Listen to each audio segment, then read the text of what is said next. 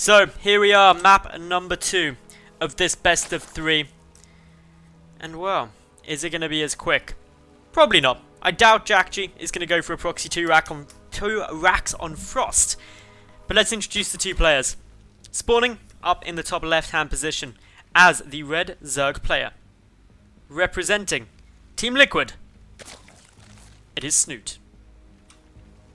His opponent down to the bottom right, the blue Terran player, representing my insanity, Jjakji. Things looking very, very cool right now. Jjakji, game number 1, went for an 11-11 proxy 2 racks. Snute so nearly held it. But Jjakji was able to win, despite Snute scouting it nice and early. Map number 2. What's going to be up? Well, Frost is a big map. It's a huge map. And as such, you can't go for a proxy 11-11 2 racks. You can, but it's ballsy and it doesn't work too often. So he's going to be playing more straight up. Jjakji is an insanely good player. Currently on a Ligulac, he's ranked 2nd best player in the world. He's multiple times been 1st. Okay? Snute is on a bit of a winning streak though at the moment. He's playing exceptionally well. He won Seat Story Cup this weekend that's just gone, beating Hyun 4-3 I believe in the finals, maybe in 4-2. So he's definitely able to take on some real big contenders. Jjakji is opening CC first this game though. Barracks following that up. So game number 1, really aggressive. Game number 2, really greedy. Big difference in playstyle. Very diverse player who can utilize many different styles of play to his advantage. Snute, over on the other side of the map, he went hatch first into a spawning pool. Very normal opening, very safe opening. Jjakji following on with a gas, so he is going to have the option to produce up a couple of Reapers if he wants to. On a big map like Frost, it's useful to just have that extra mobility. There's a couple of bits of cliff area that you can use with those Reapers to poke and prod and be a little bit irritating. But we'll wait to see exactly what Jjakji has planned. Snute, he's getting his first 2 queens out, starting up drone production. Everything looking good. Meanwhile, Snute just checking around. He's not going to scout his opponent first. They are in the cross positions. That's a little bit annoying. He went to check just to make sure there was no proxy 2 racks or anything coming through. But he's still not going to know definitely where his opponent is. Otherwise, this is all looking fairly safe. We've got a bunker coming down at the front from Jjakji, so he's just making sure that he doesn't get attacked by something unexpected. We've also got the factory coming down for Jjakji, so he's not getting Reapers, but he should be getting out some pretty quick tech. He's still mining gas. A reactor's being added onto this barracks, and that means that it's likely to be some Hellion play. Whether we get a Hellion drop or something like that coming down, we'll have to keep an eye on. SCV got killed though. We see the remains of his little drill claw sitting at the edge. Poor SCV. 3rd and 4th queen also coming down at the moment. And yeah, this is all looking very, very normal stuff. It's good stuff. Jjakji's got his 2 orbital commands and is starting up a 3rd command center now. So he is playing this exceptionally greedy. He can do that because if he's got the factory down and he switches it over with the barracks on the reactor, starts getting a couple of Hellions out, he gives himself map control.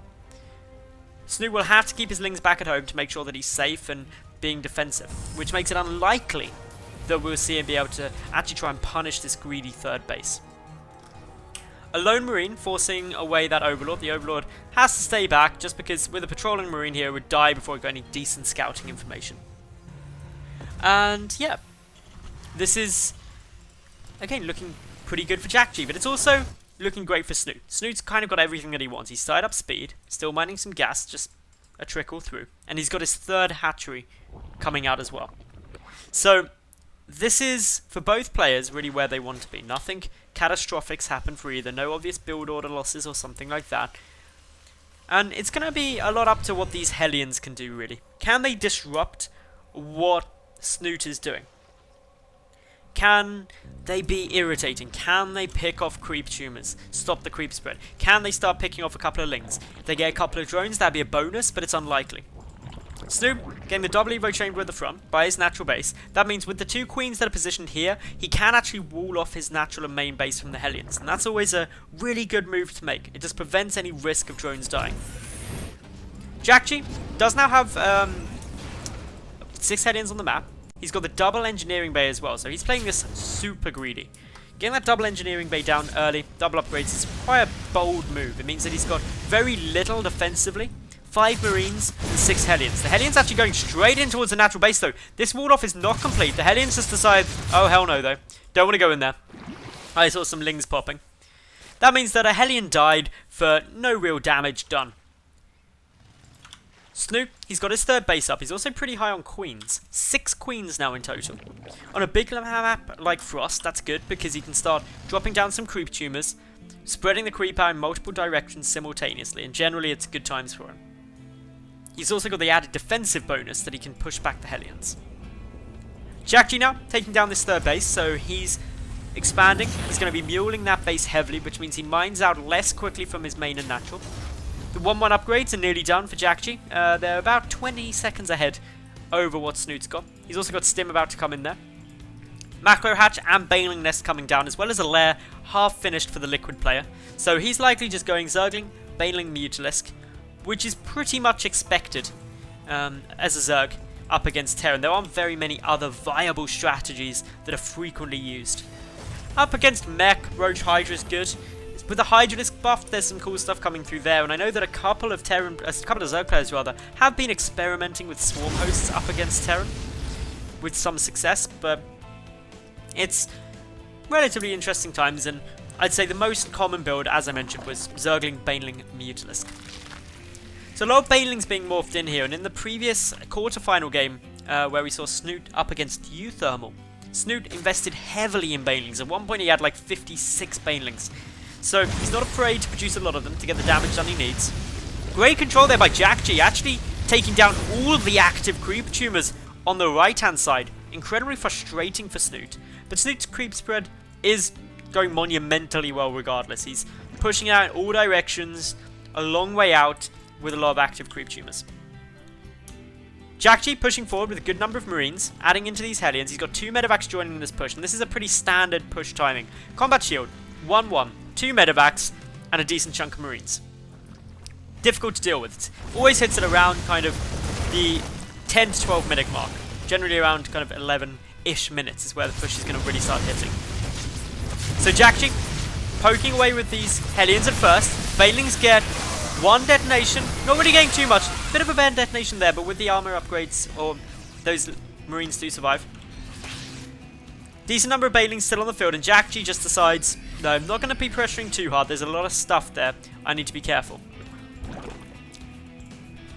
More extractors coming down. 4th base is set up. That takes Snute up to 8 gases. That's roughly around 900 gas income per minute. And that means about 9 Mutalisks per minute if he's mining off all of them efficiently. So that's a decent chunk of income. And as long as Snute sits there, he can get out a lot of Muters, or a couple of Muters and a lot of Banelings hit. So, yeah, this is all looking pretty good at the moment. In we go now. Banelings making their way forward. They get some okay-ish detonations, but the Marines still splitting well. There's a lot more Banelings where that comes from. And, well, Jjakji not being over-aggressive, biding his time. Interestingly, not trying to drop, and there's quite a lot of dead space to come into the natural base that he's not trying to utilize. There's also this nice area in the main that he could try and drop into. But with creep spread going out so well, it's going to be quite hard for Jjakji to sneak anything through. And the threat of Mutalisks is also there throughout, because while there are a decent number of Muters, obviously any drops can get cleaned up pretty easily. Widowmine's now joining into the fray. Jjakji's also getting up a 4th command center back at home, but Snute coming for the flank now, trying to get us wrap around with those lings. The Widowmines, no massive detonations, forcing a full retreat from Jjakji's infantry.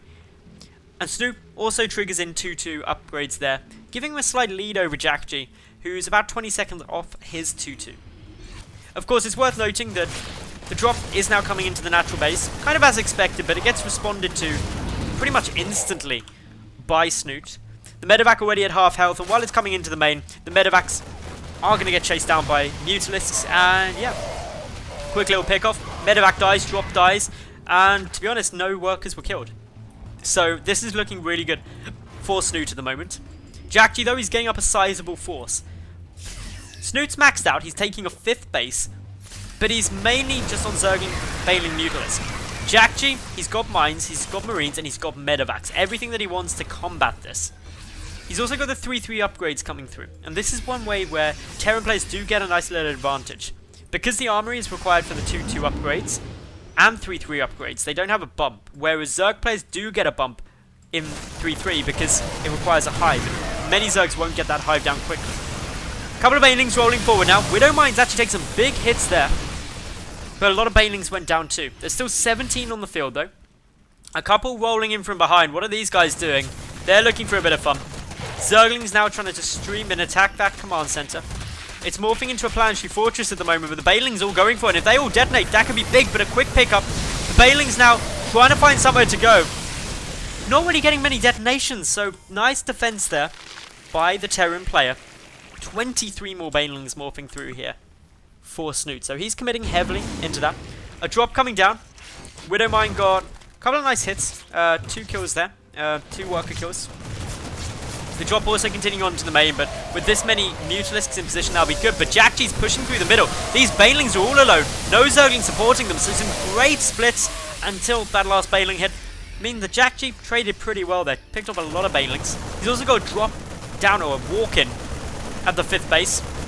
Trying to snipe down that hatchery. It's going to be pretty close. The Mutalisks should just save it, only with 150 HP remaining. The Mutalisks are quite sizable in number. There's 21 of them on the field, but with Jjakji getting Thors out, he's going to have some splash up against them if they aren't controlled absolutely perfectly. More Banelings rolling on forward. Zerglings still bounding around. Going to pick off that lone marine trying to hold a watchtower, but a couple more marines heading in towards this 5th base, and that should now die. But has Jjakji moved out of position too far? In come a lot of Lings. The Mutalist's going to start tearing through a lot of those medevacs. Banelings getting some nice detonations. Reinforcements coming through though. Snute does need to be a little bit careful. Jjakji backs on out. Is able to get the retreat, but he loses a lot for that. He does get the hatchery, but is it worthwhile? He lost a lot of his army. 5th and 6th command centers coming down now for Jjakji, who's also got his 3-3 nearly complete. The hive for Snute has only just got started at about 18 minutes. And that means that he's not going to have ultras, but also he can't start 3-3 upgrades for a long time. This is a massive window where Jjakji has a huge upgrade lead. Medevac boosting on up into the main. Has to be careful though, because of course those Mutalisks can chase it down. Able to take it out with all of its contents. Marines, Marauders, Medevac still pushing forward. Picking off any creep that they can find, but it's this push in from the side that could be huge. A lot of infantry is spread out here. There's also a huge group of 4 burrow Banelings ready to get a sneaky detonation down. More Banelings rolling on through. They're not going to get too much achieved, and by burrowing in front of Jjakji's eyes, he scans, picks off the other 4 burrowed. And this is all really nice here for Jjakji. Cleans up that flank really nicely. Snute mainly trying to buy time for his hive to come out. We're approaching the 20-minute mark of this game now. Snute's still investing heavily in Banelings, but he's getting up a big bank. His 5th is attempting to get secured again, but with a marine chipping away at it, Jjakji of course knows that it's there. He might move in again to try and force a cancel, or even trying to take it out later on. He's also got his own 5th and 6th command centers, one of which is floating down here. He's just picked off an overlord, so it means the creeps should have receded by the time the command center gets over. The 6th command center is becoming an orbital. That means more mules are available. More mules mean that the SCV count can go down late game just to free up more supply for army. Thors get a couple of nice detonations down, and with the 3-3 marines on the ground, the Mutalisks have no choice but to retreat out. A couple more marines just sitting here guarding that base. Probably going to become a planetary. High-tech auto-tracking coming down. We've also got the armor, the structure upgrade for armor. So not something that you see every game. 21 minutes into this game now, and Hive is now finished. Snute is getting down the Ultralisk cabin. He's going to be looking to try and get a bit more damage done. Oh, burrow Baneling, burrow Baneling, burrow Baneling. not detonating. No nice movement and stuff. Widowmine count really high, up at 14 of them. Drilling Claws is active, so they just seem to instantly get in there. And the 5th base of Snute is going to be in some trouble. This should get sniped down pretty much instantly. A drop went down in the natural, which drew all of Snute's army back in to defend that. And that's allowing Jjakji to get this nicely. Leaving a Widowmine there is actually a really cool move. Mainly because it allows a lot to get trapped. But Baneling's actually coming through. A lot detonate on Marauders, though. The Thor's going to try and tank up some more of this damage. Big flank, multiple angles of attack. Snute, Banelings, a lot of which going down on Thors. It's the Zerglings wrapping around though. They're trying to get the big damage. One Thor falls. The second Thor survives with 2 HP. Jjakji should repair that up just to make sure that it survives a bit longer. But all in all, that was a nice little move there by Snute, trying to get the damage, but pretty mutual destruction. Snute spent a lot of his bank getting out these Ultras, so that push was to free up a lot of supply to get these Ultralisks out. Marauder production hasn't recommenced, and there's only 4 on the field, so actually, these Ultras are going to be in a really good spot. Corvid Reactor is coming down though, the Mass Starport also on its way down. Ravens should start getting produced pretty damn soon. Seeker Missiles will start becoming pretty important. We've got 8 Ultras about to pop out. The +3 flyer attack and the 3/3 ground melee upgrades. Jjakji though scouted his base up to the top right, going to be looking for an end to that. But it's not going to last too well with those mutas coming to intercept. He's also pushing through the middle, trying to find any nice ways through. Snute ready to counterattack though in towards the 3rd, but there's a ring of missile turrets and a Thor there. The mutas would not have a nice time trying to go into that. Another scan coming down, just seeing where's this army. Are there any burrow banelings? Snute, of course, earlier revealed that he's got burrow tech. A lot of this infantry moving up here. There's a good number of banelings though, some good hits. The Ultralisk gets annihilated by those Thors and the Marines. +3 air weapons is about 40 seconds away from done. The Mutalisk flock up at 20. There's still 7 Ultras on the field. 24 more Zerglings joining them.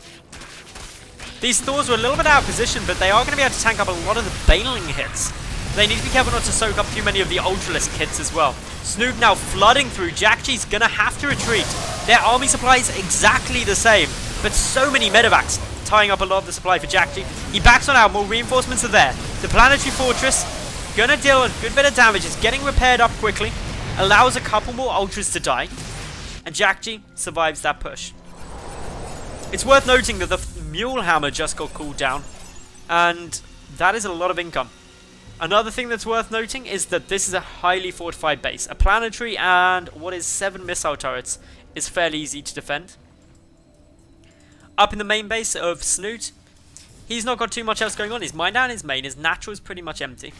This base to the top right, or the 2 bases to the top right, are pretty essential for our Zerg player to keep this economy going. We're now 25.5 minutes in to this game. It's map 2, remember, of a best of 3. Jjakji, if he wins this, advances onto the finals to face off against Stardust. Be a little bit of a team annihilation in that finals there.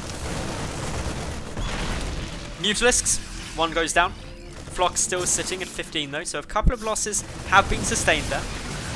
Jjakji's Marauder count up at 16 now, so he's better equipped to deal with these Ultras. Moving in now, Baneling's coming in from multiple directions, going to try and get the connections. Jjakji running away as fast as those little Terran legs will carry him. The Marauders tanking up some of the Baneling hits, which is good. A few more Ravens in the mix as well, and it looks like a drop is going to be coming down to this top right base, while Jjakji pushes into the bottom left. While there are a lot of missile turrets, this is a huge number of Banelings for the Planetary Fortress. The missile turrets get annihilated. The Planetary should just get wrapped around and instantly killed. All the SCVs die. Big hits there by Jjakji, by Snute. Jjakji now down to just 3 bases. He's only got 1.5 mining bases though. He's dropping though towards Snute's fringe expansions. He just checks to see whether another hatch is being made. It is, of course. Jjakji though takes out Snute's 5th. Heading towards, his 6th, heading towards his 5th now. Got a decent number of units just waiting. Widowmine's burrowing up, ready to start getting those detonations, but the Baneling count, still very high, 16 of them. It's thinning quickly. A few more Marines getting picked off. Jjakji heading towards what is the 5th, but it's going to get intercepted. He's going to lose quite a lot of stuff here. Both medevacs go down, the infantry annihilated, and 1 base still stands. Jjakji needs to secure up more bases. His mineral count isn't that high. His income while pretty level with that of Snute, isn't going to last too much longer as this base is starting to get very low on minerals. More Ravens are hitting the field. He's already up at 4, going to go to 6, and a few good Seeker missile hits could be devastating. So keeping a close eye on Jjakji's movements. He wants to be as careful as possible. Now come down the Seeker missiles. They shouldn't be able to connect with those ultras. They're just getting out of range in time. 28 more Banelings morphing in. The Marauders tearing through the Ultralisks. The Banelings rolling forward. The splits looking good at the moment. In comes a lot of Banelings from the side, but they're not actually engaging. Jjakji's army getting crushed here. The Banelings just slowly picking things apart. In come more reinforcements though. Snute needs to be careful how far forward he goes. Widowmine hit. Doesn't actually kill that many Banelings as of yet. More drops. Or more units getting dropped down there out of the medevacs. The quick retreat essential. Snute yet again trying to take this base to the bottom left, but a Marine scouts it, slowly chipping away. He's also taking both bases to the top right, and Snute, in my mind, is looking fairly good here. He's starving Jjakji out.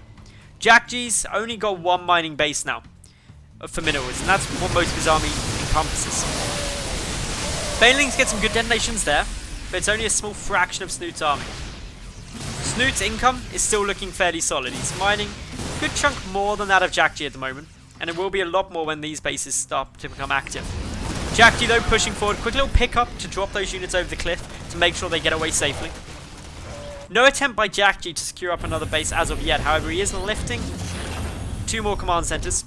Snute coming over to check to see whether they've been taken, and he's going to see that they haven't. So lucky bit of timing there from Jjakji. Those Zerglings aren't going to be able to see either. Jjakji needs these mining bases. He can mule them so heavily once they're secured, but he's just got to get a command center to them. Not too much else going on at the moment. Both players are going to be very cautious how they move into the later stages. We're 31 minutes into this game, and this is where kind of resources become the big defining moment. Either player can have good trades, can start taking apart the opponent's army, but there'll probably be relatively similar losses on both sides. And as a result, it comes down to who can resupply better. Handful of Lings now, heading down towards what was the third base of Jjakji. Bunker does get taken down, but of course no mining is occurring there. A command center unfortunately has been discovered by what is 40 Mutalisks, and so gets taken down. And 40 Mutalisks is a hell of a lot. That is a massive amount of damage, especially when they've got the +3 air weapons. More Ultras also being added into the mixture at the moment. We've got Jjakji still turtling up. He's got a massive number of Widow Mines, 15 Widow Mines, but only the one Thor. He needs to see how many Mutas are here and start thinking how to prepare for them. If the Ravens get a couple of good Seeker missiles off, that'd be incredible. But it's the Widow Mines he's banking on, that they get the big hits, they get the massive splash, and get the sensational wipeout of most of these Mutas. In terms of bank, Jjakji, he's building a bank now, because of this base down at the bottom left. There's so many mules. He currently has 14 mules here. That makes his income spike monumentally. He's bringing SCVs over as well. Trying to cut off these Marines as they come over, but Raven gets taken down very quickly. The second Raven nearly dies. PDD being used. Marines trying to chase it out. Raven does fall. That means no more Ravens for Jjakji. The Marines still pushing forward. Snute has a lot of supply tied up in those Mutalisks. The armor upgrade only just getting started now too, and what that means is that with only the +3 attack, the Marines with +3 attack deal a lot of damage. The mines still threatening the hits, get one good one down. Jjakji needs to bait out more big hits though. Snute expanding everywhere on the map that Jjakji currently isn't occupying. Jjakji also trying to find a couple more bases that he can take. Banelings rolling on forward, but they're not getting the biggest hit. The mines soaking up. Well, the mine's getting some hits off on the Ultras, so soaking up a lot of the damage there, keeping the Mutalisks a bit more safe. Both players still neck and neck, really. Both maxed out. Both their banks are relatively similar. Snute slightly gas-starved, which is something that he needs to rectify. Jjakji, waiting, trying to find the right moment. Moving a Widow Mine forward. This is a brave little Widow Mine. In comes now Snute. Going to try and get some connections, but down go a couple of Ultralisks, and I'm not sure that was a good trade for Snute. Resources lost wise, Jjakji lost about just under 10,000 more resources than his opponent. So that's obviously 10,000 more resources that are going to play a critical role in this game going forward. 3-3 Marauders tearing through these spines and the Ultralisk. Still pushing on in. A couple of Banelings are there. The Widow Mines not all burrowed up. Only 3 remain as well. And in comes Snute. Crashes into that army. All the Ultralisks now taken down. There's 42 more Zerglings coming into this mix. The Mutalisk count down to 34. In total this game, apparently 35 Mutalisks have died. That's crazy. This base to the right trying to get picked off, but only a small group of infantry there, and the Zerglings and Mutalisks are going to be able to stop that quickly. +1 flyer attack is nearly completed now for Snute. That's going to give him a bit more durability with those Mutas up against the Marines. Jjakji though attempting to secure up this right hand base though. He needs the additional bases for income because with so many mules being called down simultaneously, he's losing a lot. However, Snute taking this opportunity to go in for the kill. Trying to pick up a lot of the production facilities. There's a huge number of Lings and also Mutalisks here. The Lings incredibly high damage units with Adrenal Glands and 3-3 tearing through anything production wise. The Planetary Fortress picks off a few, but there's just so many Zerglings here. Starports are falling left, right and centre. A lot of losses getting taken. Snute though has also pinned himself a bit in the corner with his ground army, allowing this infantry to come up and start tearing in a new one. He's also lost the base up to the top right as Jjakji pushes through. Seeker Missiles going to try and get activated. That Raven's got to be careful, may go a bit too far forward. Snute's still sitting with a lot of bases everywhere though. He's got a decent amount of minerals banked, but he's out of gas, and that's what's hurting him. Snute's gas income is incredibly low. He's down to only 32 gas per minute, not using a lot of these extractors, which is a problem for him. Jjakji on the other hand, he's needing minerals. And while he does have a good base here, no missile turrets allowing those Mutalisks to just come on in and start tearing everything apart. The base even probably going to fall there. 38 minutes into this game now, and this is becoming a bit of an epic. Both players trading blows constantly. Zerglings attempting to find any stray units, but Snute about to lose another base in the central left. The Mutalisk flock at 28 now, dying in numbers slowly. With 45 Marines with 3-3 there, that's a bit more scary. The Seeker Missiles as well prevent the Mutas from engaging hard. More infantry pushing through. 2 more hatches taking a lot of fire. Couple of Lings coming out, but one hatch taken out, it gets instantly rebuilt. The one in the top right getting taken out. The one in the more central top also getting taken out. Luckily, this top right-hand one is able to survive. Snute transferring a lot of drones down to the bottom left-hand base now. Jjakji, though, he's mined out of pretty much all of his bases, bar 2 mineral fields here. That's going to be hurting him, because he's now got next to no mineral income, and he's out of minerals. Snute, he's got a good amount of minerals, so he can make Lings pretty much indefinitely at the moment. But he's out of gas. That's what he's struggling with. Army supplies favour Snute. 110 to 122. But the Widow Mines, of course, can get some very nice hits. Every time they get a big hit down on those Lings, it's important. Banelings now getting made. That pretty much empties Snute's gas account. He's only got 32 gas and a trickle in at a time. These bottom 2 bases have been taken out as well, so Snute really relying on this top right-hand base for the moment. This is really now a war of attrition as we're 40 minutes into the game. The mines are going to play a crucial role, so is the Raven in getting some good Seeker Missiles down. The Mutalisk flock down to only 29, and this really is such an epic game at the moment. Jjakji long distance mining, that's all he can really go, but in comes an engagement now. The Widow Mine hits are big. The Banelings trying to come forward. They're attempting to get some nice detonations, but a quick pickup means the retreat from Jjakji to the safety of the Planetary Fortress and the missile turrets. Going straight past those though, there's a lot of Mutalisks here, and Jjakji may have overextended. He's down to only 24 army supply, and I think Snute has now got this game. Jjakji doesn't have any minerals, can't produce anything. GG is called, and 41 minutes later, Snute levels out this series to be 1-1.